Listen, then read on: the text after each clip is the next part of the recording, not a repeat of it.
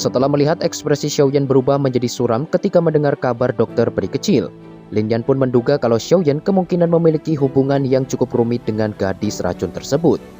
Sesaat kemudian dia lantas bertanya kepada Xiaoyan apa yang ingin dia lakukan selanjutnya.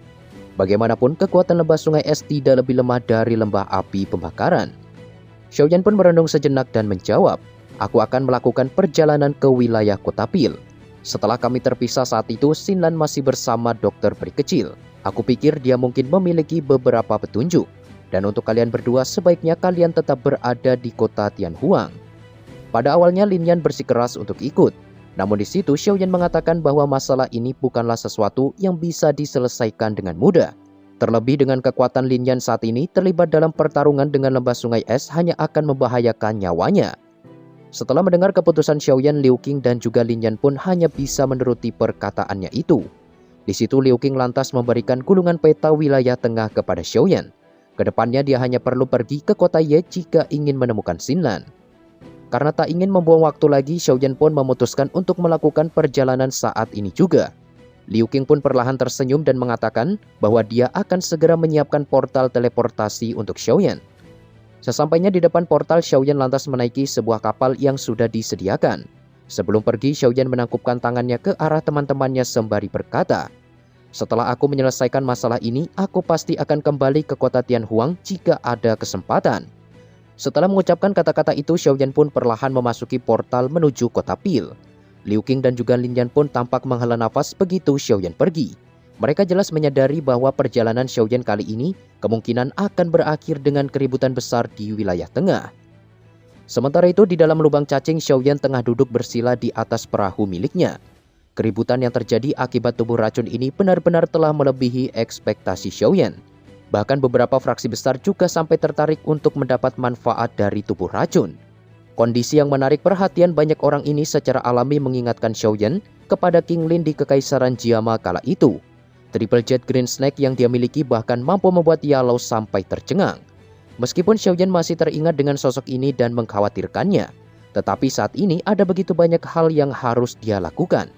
Terutama Xiaoyan harus menyelamatkan dokter peri kecil secepat mungkin sebelum tertangkap oleh pasukan lembah sungai es.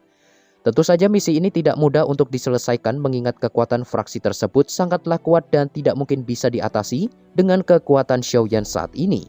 Oleh karenanya begitu sampai di kota Pil, Xiaoyan berniat mengumpulkan bahan obat dan membantu Tianhuo membentuk kembali tubuh fisiknya terlebih dahulu. Dengan adanya bantuan dari seorang Master Dozun, hal ini jelas akan meningkatkan kepercayaan diri Xiaoyan ketika berhadapan dengan fraksi kuat seperti lembah sungai es. Beberapa saat kemudian Xiaoyan pun tampak memfokuskan pikirannya. Untuk mengisi waktu luang, Xiaoyan memutuskan untuk mempelajari 3 perubahan api misterius versi lengkap yang baru saja dia dapatkan. Bagaimanapun dia juga harus meningkatkan kekuatannya sendiri dan tidak boleh terus bergantung pada kekuatan eksternal. Selama beberapa hari ini pikiran Xiaoyan benar-benar tenggelam dalam metode pelatihan 3 perubahan api misterius.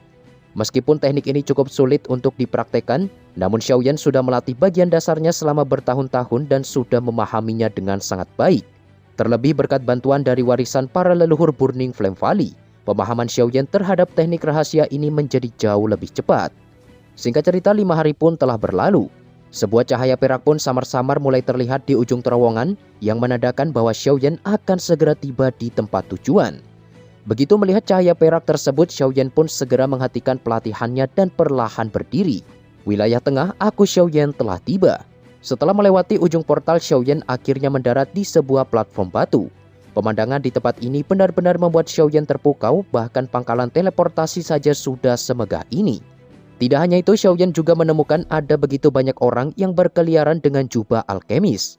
Sesuai dengan namanya, tempat ini memang layak disebut sebagai kota Pil. Beberapa saat kemudian suara teriakan pun tiba-tiba terdengar. Terlihat di sana ada seorang lelaki yang memberikan pengumuman dan memperlihatkan poster dokter peri kecil. Siapapun yang berhasil menemukan gadis racun ini atau memberikan informasi terkait keberadaannya akan mendapatkan hadiah besar dari lembah sungai es. Para ahli yang berkumpul pun tampak menunjukkan antusias ketika mendengar hal ini. Sementara itu di sisi lain ekspresi Xiaoyan perlahan berubah menjadi suram. Dia tak menyangka lembah sungai es akan menghabiskan begitu banyak usaha demi bisa menemukan dokter peri kecil. Gaya hisap yang cukup kuat pun melonjak dari tangan Xiaoyan dan dalam sekejap poster buronan yang tertempel pun melesat ke tangannya. Xiaoyan lalu melemparkan sekantong emas ke arah lelaki tersebut dan memintanya untuk memberikan beberapa informasi terkait pertarungan yang terjadi antara dokter peri kecil dengan lembah sungai es beberapa waktu lalu. Lelaki itu pun sontak dipenuhi kegembiraan setelah menerima uang pemberian Xiaoyan. Dia lalu memberitahu bahwa pertempuran ini terjadi setengah bulan yang lalu. Pada saat itu, lembah sungai es telah mengirim dua sesepuh dari fraksi mereka, yaitu Bing Yuan dan juga Bing Fu. Kedua sesepuh ini memiliki reputasi yang sangat baik di wilayah tengah dan berada di kelas Douzong bintang 6. Meskipun lembah sungai es mengirim banyak ahli, tetapi gadis racun itu berhasil membunuh sebagian besar dari mereka dan melarikan diri. Namun menurut informasi yang ada, gadis racun saat ini sedang terluka parah akibat pengepungan tersebut. Oleh sebab itu, lembah sungai es mengerahkan segala upaya untuk menangkapnya sebelum dia memulihkan diri. Pada awalnya ada cukup banyak fraksi yang bertindak. Akan tetapi setelah menyaksikan kekuatan gadis racun, mereka tidak berani ikut campur lebih jauh. Dan lokasi terakhir sebelum gadis racun menghilang terletak di wilayah bagian utara, tepatnya di Fallen God Stream. Setelah mendengar semua informasi tersebut, Xiaoyan pun lantas membuka gulungan peta yang diberikan oleh Liu Qing dan bergegas pergi ke arah utara tempat di mana kota Ye berada. Bagaimanapun, Xiaoyan harus secepatnya menemukan Xinlan dan pergi menyelamatkan dokter peri kecil. Dengan kekuatan dokter peri kecil, dia kemungkinan hanya bisa bertarung melawan Douzong bintang 6. Jika Xiaoyan sampai terlambat, takutnya hal buruk akan benar-benar terjadi. Kota Ye sendiri tidak begitu jauh dari lokasi Xiaoyan berada. Paling lama dia hanya membutuhkan waktu 1 hari untuk sampai ke tempat tersebut. Sepanjang perjalanan, Xiaoyan juga mampir di beberapa kota dan membeli sejumlah api binatang buas serta bahan obat yang diperlukan untuk pembentukan tubuh. Singkat cerita, Xiaoyan pun akhirnya tiba di kota Ye yang berdiri di sebuah dataran luas. Sementara Xiaoyan berjalan memasuki kota, Xin lalu berpindah ke aula pertemuan klan Ye. Terlihat di sana sedang terjadi perdebatan hebat antara Xinlan dengan seorang lelaki tua. Setelah kemunduran klan Ye, pihak keluarga memutuskan untuk menjodohkan Xinlan dengan seorang jenius alkimia dari klan Chao yang bernama Chao Dan. Selama Xinlan menikah dengan jenius tersebut, klan Ye akan mampu mengembalikan posisi mereka sebagai tetua di Menara Pil. Tentu saja Xinlan menolak keras perjodohan ini. Terlebih dia juga mengerti kalau klan Chao dipenuhi oleh orang-orang berambisi liar dan tidak menjamin klan Ye akan mendapatkan kembali posisi mereka.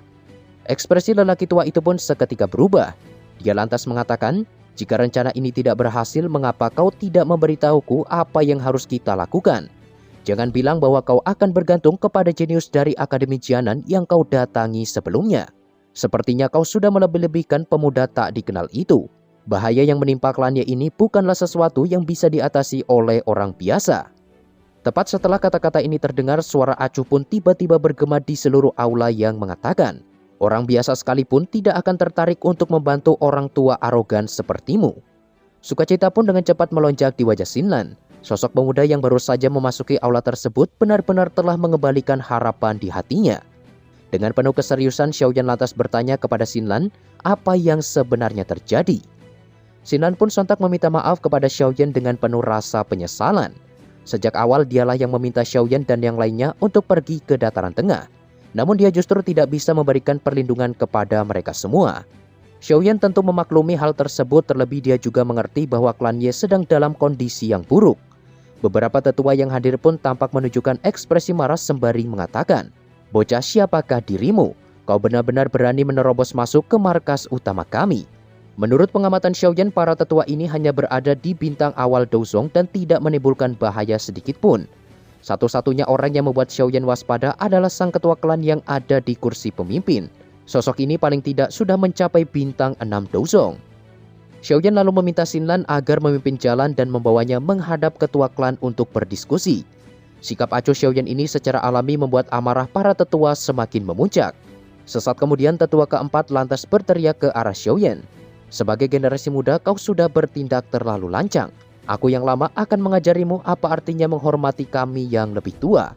Setelah mengatakan itu, tetua keempat pun seketika melesat ke arah Xiaoyan. Nyala api berwarna hijau pun tampak melonjak di tangannya dan memancarkan aura yang sangat menakutkan. Adegan ini jelas membuat Xinlan dipenuhi kekhawatiran dan meminta Xiaoyan untuk segera pergi. Meskipun klannya sedang terpuruk, tetapi mereka masih memiliki beberapa elit Douzong yang cukup kuat. Jika mereka benar-benar ingin menangkap Xiaoyan, kemungkinan dia akan kesulitan untuk melarikan diri. Xiaoyan mengabaikan teriakan Xinlan, tatapannya terfokus ke arah lelaki tua yang menerjang ke arahnya. Pada saat ini suasana hati Xiaoyan sangat buruk karena kejadian yang menimpa dokter peri kecil. Oleh karena itu dia tidak akan segan-segan jika orang tua ini berniat mencari masalah dengannya. Sesaat kemudian tinju api tetua keempat pun melesat lurus dan menghantam telapak tangan Xiaoyan di hadapan semua orang. Wajah mereka pun seketika berubah menjadi kaku ketika mereka menemukan bahwa sosok pria muda itu tidak bergerak sama sekali. Selain itu, nyala api di tangan tetua keempat tampaknya telah bertemu dengan sesuatu yang sangat menakutkan dan langsung dipadamkan begitu saja. Seisi aula pun sontak terdiam. Para anggota klan Ye yang sebelumnya dipenuhi kesombongan kini saling memandang dengan penuh ketidakpercayaan. Meskipun tetua keempat bukanlah yang terkuat, tetapi dia masih seorang elit Dozong. Bahkan di dalam klan Ye hampir tidak ada orang yang berani menerima serangan kuat ini. Jika ini tentang mengajarkan sebuah pelajaran, maka kau benar-benar tidak memenuhi syarat untuk melakukannya. Xiaoyan sedikit mengangkat matanya, tatapannya acuh tak acuh ketika melihat pria tua yang ada di hadapannya. Di saat yang bersamaan, kekuatan liar pun melonjak dari tangan Xiaoyan dan langsung menghancurkan pertahanan tetua keempat, hingga membuatnya terdorong mundur dan memuntahkan seteguk darah segar. Pemandangan ini secara alami membuat Xinlan terkejut. Dia jelas mengerti bahwa di masa lalu Xiaoyan memang memiliki kemampuan untuk bertarung dengan seorang elit Dozong. Namun dia masih harus berjuang sekuat tenaga untuk bisa memberikan luka seperti ini. Tidak disangka hanya dalam waktu kurang dari 1 tahun Xiaoyan sudah sekuat ini. Selang beberapa waktu Xiaoyan lantas mengajak Xinlan untuk segera pergi dari tempat tersebut. Namun tepat ketika Xiaoyan melangkah, dua tetua dari klannya pun tiba-tiba menghentikannya dan memblokir pintu keluar. Kedua tetua ini sedikit lebih kuat dan setara dengan elit Dozong bintang 3. Ketua klan Ye yang berada di kursi pemimpin pun perlahan membuka mulutnya dan berkata, "Teman muda, ini adalah klan Ye kami. Karena kau telah melukai tetua keempat, bukankah hal ini tidak bisa dibiarkan begitu saja? Meskipun klan Ye kami sedang terpuruk, bukan berarti kau bisa bertindak sesuka hati. Terlebih Xinlan adalah anggota klanku, jadi kau tidak akan bisa membawanya pergi seenaknya." Karena situasi semakin memburuk, Xinlan pun buru-buru bersuara dan memberitahu bahwa Xiaoyan adalah penyelamat yang dia sebutkan sebelumnya. Dengan bantuannya, Xinlan yakin klannya pasti bisa mendapatkan kembali kursi tetua di Menara Pil. Begitu mendengar kata-kata Xinlan, ekspresi kepala klan pun tampak dipenuhi kekecewaan. Bagaimana mungkin klannya bisa diselamatkan oleh pemuda tak dikenal sepertinya? Namun untuk mencegah perselisihan berlanjut serta menahan Xiaoyan, kepala klan lantas meminta Xiaoyan untuk tetap tinggal jika dia memang penyelamat seperti yang dikatakan oleh Xinlan. Senyum dingin pun melintas di wajah Xiaoyan. Tatapannya terfokus ke arah sang kepala klan dan berkata, "Aku sama sekali tak tertarik untuk membantu klan Ye milikmu. Jika bukan karena Xinlan, aku bahkan tidak ingin datang ke tempat ini. Selain itu, aku memiliki hal yang jauh lebih penting daripada berurusan denganmu. Oleh karenanya, Xinlan harus pergi bersamaku sekarang apapun yang terjadi." Kemarahan pun dengan cepat melonjak di wajah kepala klan. Sambil melangkah maju, dia lantas mengatakan, "Kalau begitu, izinkan aku yang lama ini untuk melihat. Apakah kau memiliki kemampuan serta kualifikasi untuk melakukannya?" I know you told your friend you're not okay. And tell me what's wrong and why you never said you felt that way. And guess you're trying to stay strong and fake a smile until I look away.